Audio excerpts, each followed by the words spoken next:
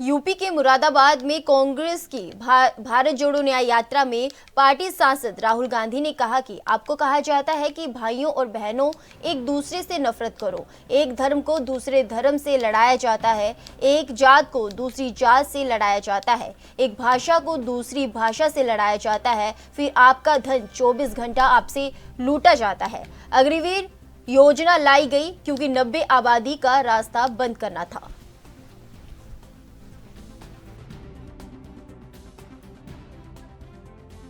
Manifesto में साफ लिखा है, मैं आपको रास्ता भी बता देता हूं।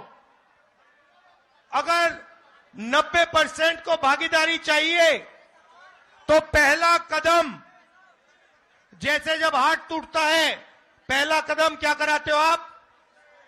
एक्सरे कराते हो ना, तो वैसे ही पहला कदम जाति जनगणना है। इससे क्या होगा? 90% को पता लग जाएगा कि आप कौन हो, कितने हो, और सबसे ज्यादा जरूरी आपके हाथों में हिंदुस्तान का कितना धन है। बात समझ आई? आपको कहा जाता है कि भाइयों और बहनों एक दूसरे से नफरत करो। एक धर्म को दूसरे धर्म से लड़ाया जाता है, एक जात को दूसरी जात से लड़ाया जाता है, एक भाषा को दूसरी भाषा से लड़ाया जाता है, और फिर जो आपका धन है 24 घंटा आपसे वो धन लूटा जाता है। मुझे बताओ, हिंदुस्तान के एयरपोर्ट किसके हाथ में है? मुझे बताओ, हिंदुस्तान के बड़े बड़े इंफ्रास्ट्रक्चर प्रोजेक्ट तो दिए जाते हैं, किसको दिए जाते हैं? मुझे बताओ, हिमाचल के सेब किसके हाथ में जाते हैं? मुझे बताओ, हिंदुस्तान के सबसे बड़े पोर्ट किसके हाथ में है? मुझे बताओ, अग्निवीर योजना क्यों की गई?